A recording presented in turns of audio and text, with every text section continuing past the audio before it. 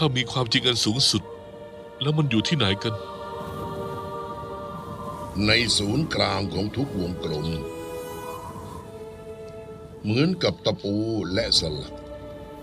มันทำให้สลักเคลื่อนที่ได้แต่ว่ามันไม่เคลื่อนไปไหนมันหยุดนิ่ง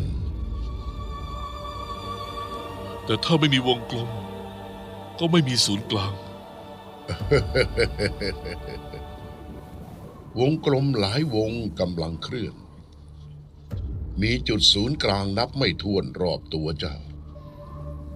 มีจุดศูนย์กลางนับไม่ถ้วนซ่อนตัวจากธรรมชาติเราจะเรียกมันว่าจิตก็ได้เล็กกว่าเมล็ดพันธุ์และกว้างกว่าท้องฟ้าปกคลุมทุกสรรพสิ่งเหมือนกับผ้าปูเตียงแต่ฝ่ามือเจ้าสามารถกำได้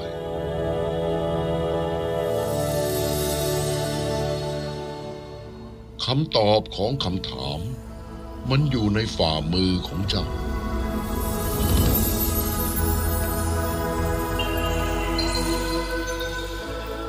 เจ้าดูดอกไม้สิมันรู้ได้ยังไงว่าเมื่อไหร่ต้องบานและสำคัญคือความคิดทอดสู่ประตูแห่งความรู้ใจที่กวัดแกว่งอยู่นั้นจงสงบมันซะหาที่ว่างของความคิดของความหวังที่อยากอิสระคำถามทั้งมวลจากนั้นจงจุดตะเกียงของเจ้าในวัดที่โดดเดี่ยวของเจ้าและนั่งนิ่งๆให้ทุกคนแกว่งไกวยกเว้นเจ้าสูดลมหายใจเข้าไปให้ทั่วร่างหยุดและดูว่าเกิดอะไรขึ้นปล่อยลมหายใจออกมาจากทั้งร่างกางฝ่ามือออกเต็มใจรับทุกสรรพสิ่งที่จะเข้ามากำหนดลมหายใจไปลึกๆจมลงไปสิทธัตถะไม่ต้องกลัว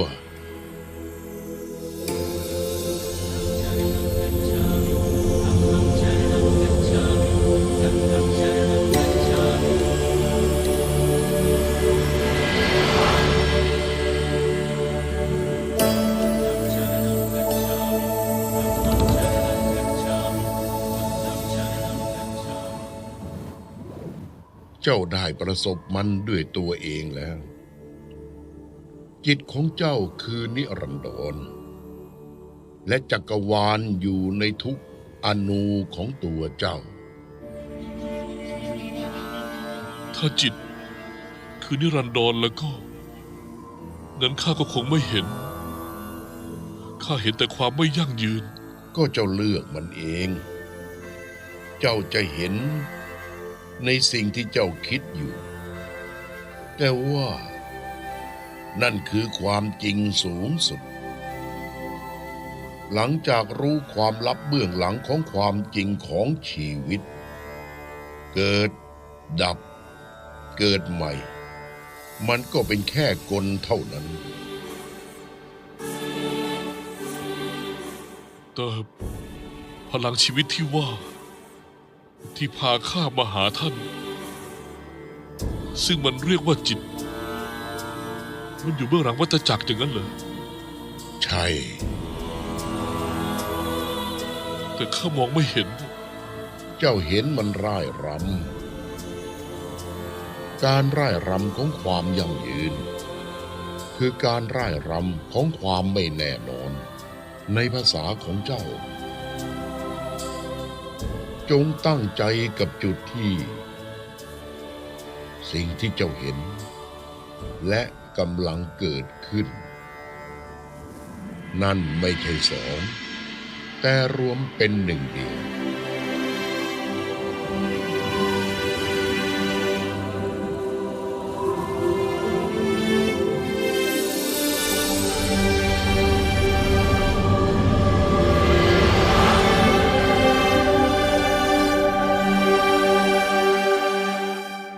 หากว่าศิษย์คู่ควร เขาจะถ่ายทอดความรู้ผ่านสมาธิขั้นลึก คนที่เข้าสมาธิขั้นลึกได้ ก็จะโชคดีได้เห็นอาจารย์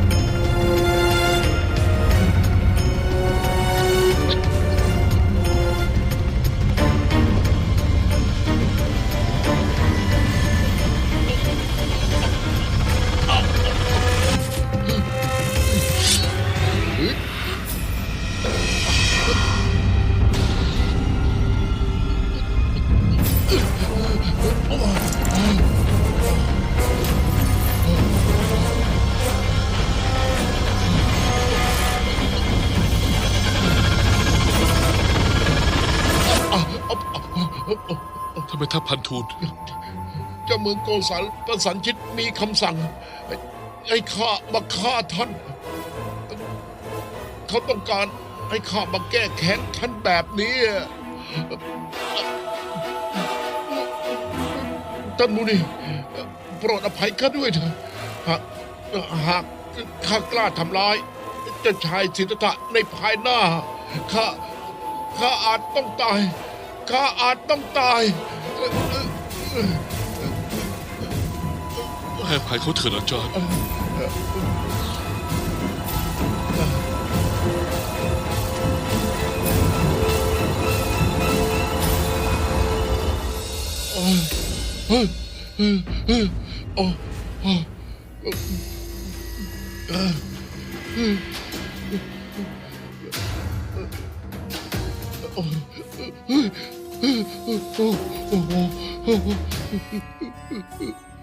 กลับเมืองโกสัลซะพันทูล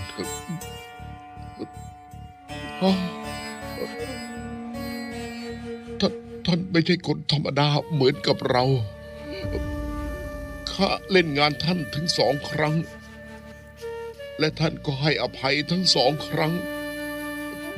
ท่านเมตตาต่อคนที่ชั่วช้าอย่างข้า ทำไมกันล่ะเจ้าชาย เจ้าอาจจะฆ่าข้าได้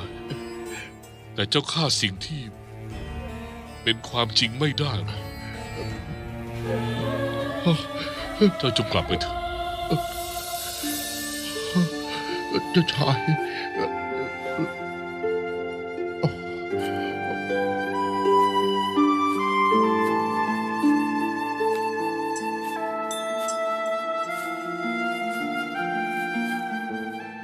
วันนี้ข้ารู้แล้วว่า อาจารย์ก็เป็นเสมือน พ่อแม่ของเรา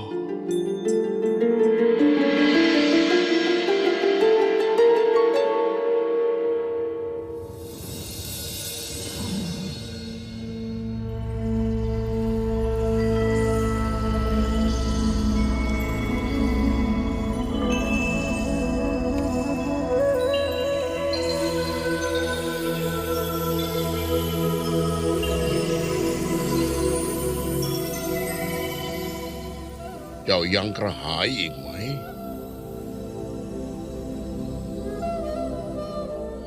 ขอรับอาจารย์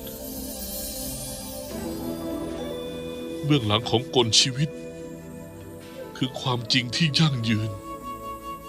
ข้าจะได้เห็นมันไหม ข้าจะรวมกับมันได้ไหมหัวใจที่เป็นทุกข์นั้นอาจจะพบคำตอบก็ได้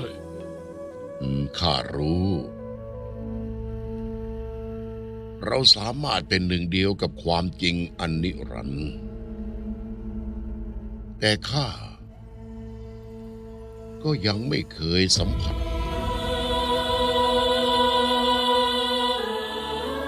ข้าไม่รู้เกินกว่านี้แล้ว มีอาจารย์ท่านไหน ที่พาข้าไปถึงขั้นสุดท้ายได้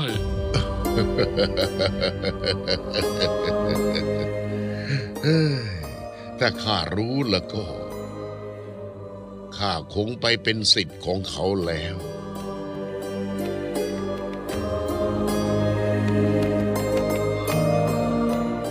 ข้าลาก่อนอาจารย์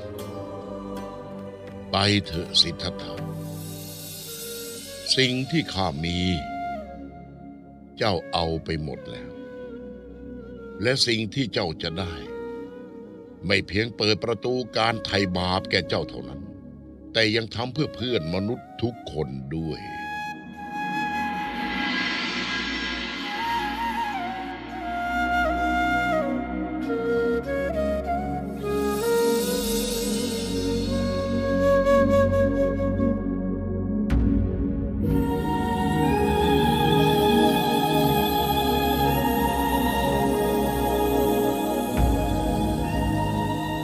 อาจารย์อุทกาดาบทมุนีอนุญาตให้ข้าไปได้ ข้าขออนุญาตลาท่านอีกคน แล้วเจ้าจะไปไหน ไปภูเขาทันคาสี อาจารย์บอกว่าทุกอย่างคือภาพลวงตา เราประเมินมันด้วยปัญญาของเรา วันนี้การเห็นเจ้าไปข้ารู้สึกล้นด้วยความรัก แค่15 วันความรักของเจ้าซาใส่ข้าสิทธัตถะนี่คือกลของโลกมายา ไม่รู้อีกกี่ชาติเราถึงตัดความรู้สึกแบบนี้ได้ ภาพมายาคือรากเหง้าของความทุกข์ทั้งมวล ข้าได้สัมผัสพลังงานเบื้องหลังชีวิต และสิ่งที่อยู่หลังพลังงานนั้น เพื่อหาคำตอบเรื่องนี้ ข้าอาจจะเสียชีวิต แต่ข้าจะไม่เปลี่ยนเส้นทางหรอกข้าต้องรู้คำตอบให้ได้ โปรดให้พรข้าด้วยเถิด ข้ามาหาความรู้ก่อนเจ้า แต่เจ้ากลับทิ้งข้าไว้ข้างหลัง ข้าขอแตะเท้าเจ้าเถิด ศิษย์ไม่มีวันจะเหนือกว่าอาจารย์ได้ ในวัยเด็กของข้า ในสายตาของข้าท่านเป็นคนจุดประกายคนแรก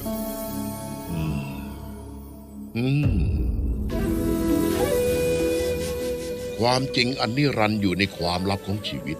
และคนที่เข้าถึงนามของเขานั้น